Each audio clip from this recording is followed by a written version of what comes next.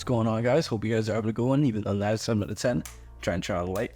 Even though 97 out of 10, hey, I know it's not the case, but hey, you gotta keep on thriving, you gotta keep on getting better, and you just gotta keep on living. A little bit of different changes to the video.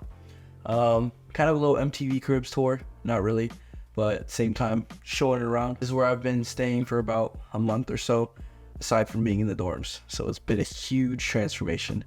And yeah, so as you can see, nothing too crazy. You know, you got the TV there. I was supposed to set it up on there, but to be honest, I don't have the time and I really don't care. Picture frame set up. I went to a thrift shop and got a bunch of old frames that were like cheap as hell. Used the photos that I had and I just put them on there because I'm not about to spend $30 on a new frame for no reason. This is a little kitchen spot.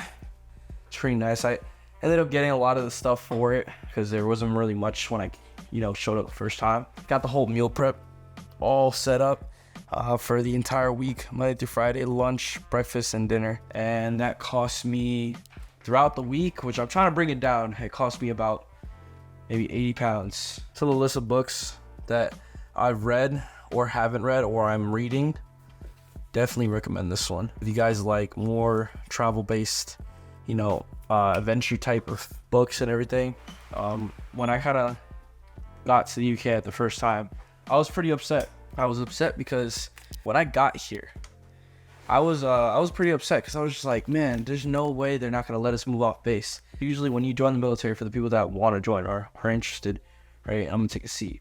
For the people that are interested and want to join, most of the time, if you're gonna be an airman or you're gonna be a low rank, usually your first assignment you have to stay at the dorms, which are perfect. Like the dorms it's literally a hotel type of thing. Like they're really nice usually. It just depends on where you go.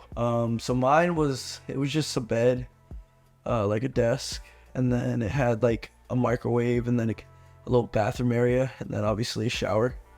That was really it. So it kind of had like that hotel sort of vibe, but I know other people, especially in different branches, that they roughing it out. Like I'm fortunate. And I ended up, moving off after I ranked up a few years in. And so that's how I got this place. And I remember just all the struggle of trying to find a place, trying to, the excitement too, because it was so exciting. Because I was like, oh my God, this is going to be my first place. Like, it's going to be incredible. And when I got here, it felt like Spider-Man. It felt like, like when Tony Stark died or whatever. Or like when he had to wipe the rest of the world's memory. And now he's in like this apartment type of thing. That's how I felt when I walked in, because there's just nothing. And it was just quiet. And it smelled pretty bad. Like it smelled like mold. I'm not gonna lie. We got rid of that, obviously, unless we did, and it's still here. But yeah, it smelled like mold, and it was just, but I liked it though, because there was spiders everywhere too, so I had to exterminate a lot. But it really gave me a challenge. I just stood there and I was like, this is exactly what I wanted. Ever since I was in high school, I remember, I say this all the time. I was sitting in my math class, and I kid you not, I was like, I am going to live overseas somehow, some way. Now, military, I wouldn't have suspected it to be that reason, but it is what it is, and the military has brought me so many good things and so many bad things, but overall a lot more good things than bad. Yeah, this is a little office. This is where you see the light and everything. For all my salespeople that when we hop on our calls, this is how it looks. This is all of it. So the ones that see me, where they have the light set, that's exactly what it is. No, the mattress has a frame over it, okay? I'm not that bad. With everything being said, with the military, with all that, with even the goals throughout this month, it showed me so much about what's possible. And I feel like when you're kind of in as well, I was talking to somebody, right? And he's in a different branch, but he was kind of interested about the sales thing. And I was like, look, this is kind of what you should do if you were to join. And I kind of gave him the whole game plan. And I was like, you're going to reach out to the top people in that group. And he was like, reach out to them? I was like, yeah.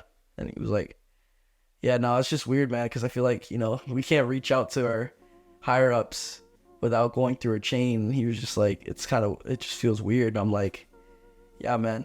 It's kind of that dynamic, though. A lot of times, and this comes with leadership, and I actually read it off the book, Extreme Ownership. A lot of people are scared to talk to their, obviously, CEO or their big boss because of maybe how their learning style is, how they'll approach it. But even the CEOs themselves, they want feedback, but they know that they don't know, but like some of them are, kind of clueless to the fact that nobody's gonna really say it, and then everybody's gonna sort of talk, under the sheets about it. But that's kind of the military. And so when you kind of segue out of that, and the people I'm around so far, they're the one main trait that I've learned so far from that group and from everyone being around those people: confidence, not caring who you are, not caring, what you got going on. If you are willing to get what you need to get, you'll get it, and that's the huge thing that I realized, throughout this time. And so the military kind of bites with that, because, the military, you're supposed to just stay humble, just don't ask questions, and just work and work and work.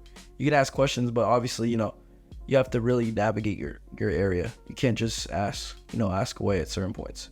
You can, but sometimes you might have some crusty NCO that has a problem with that.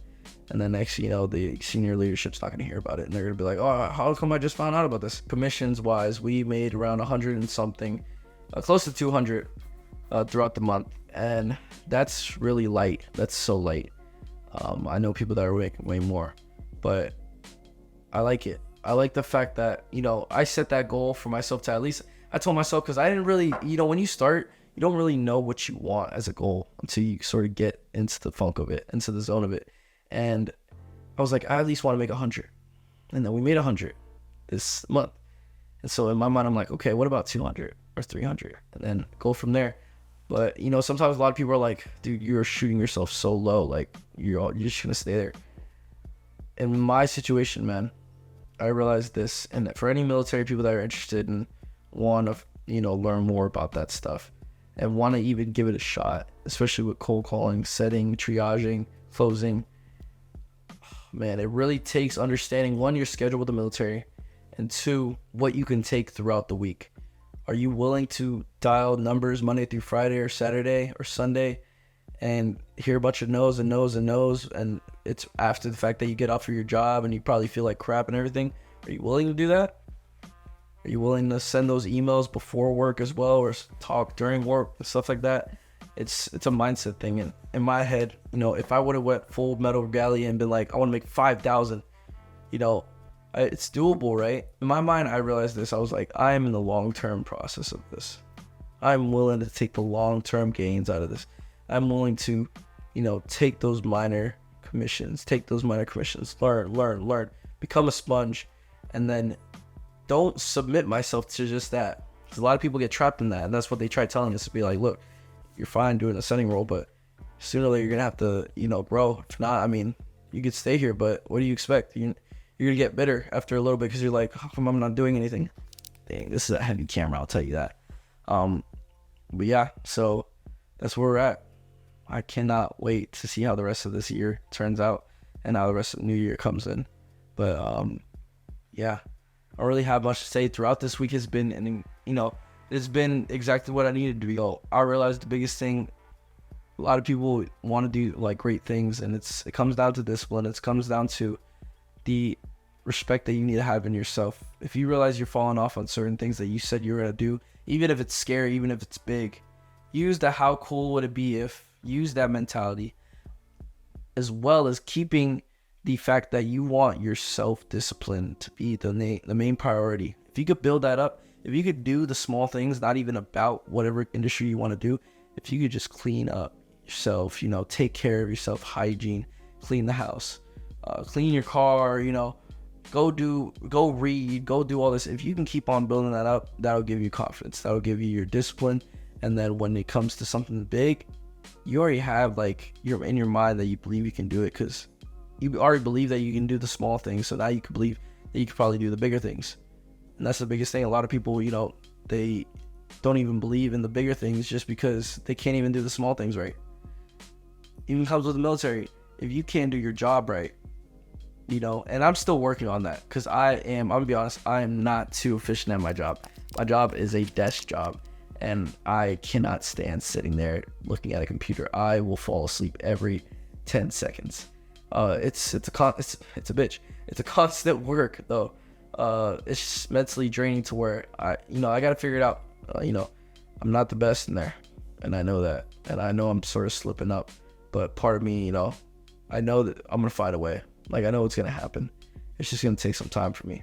A lot of those people in there too, especially in the military, a lot of people, they don't, they'll teach you, but at the same time, like, sometimes it varies, because if they taught you one thing already and you haven't retained it, it's kind of like you don't want to really ask again, because you just like.